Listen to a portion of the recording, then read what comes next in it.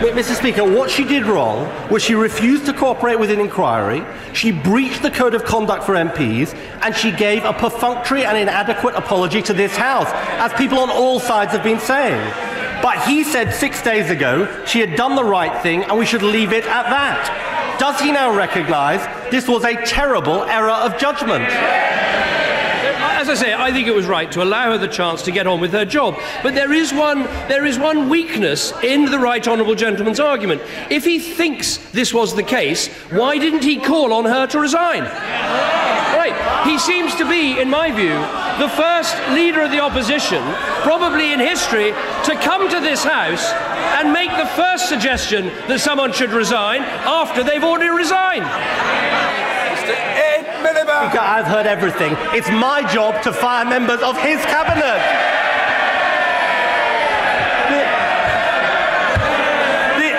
This is about him. This is about him and the fact he still doesn't understand what she did wrong. The reason the public was so appalled was that if it had happened in any other business, there would have been no question about them staying in their job. Why was he the last person in the country to realise her position was untenable? It's very clear. She did do some things wrong, and that is why she was asked to apologise, and she did apologise. And it wasn't right not to cooperate properly with the committee, and she apologised for that. But I have to say, it is rather extraordinary, the right honourable gentleman now coming here, having not said she should resign, and saying she should have resigned. I think it shows all the signs of someone seeing a political bandwagon and wanting to jump on it.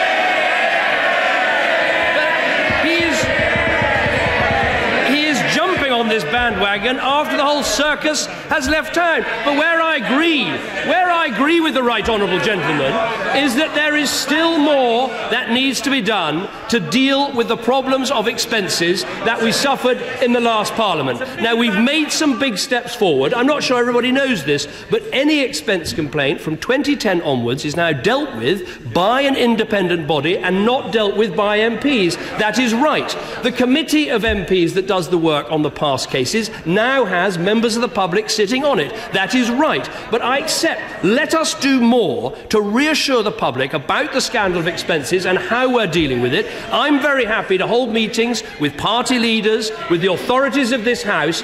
I think it's absolutely right. We should do everything we can to show that this is a good and honest Parliament with good and hard-working people in it.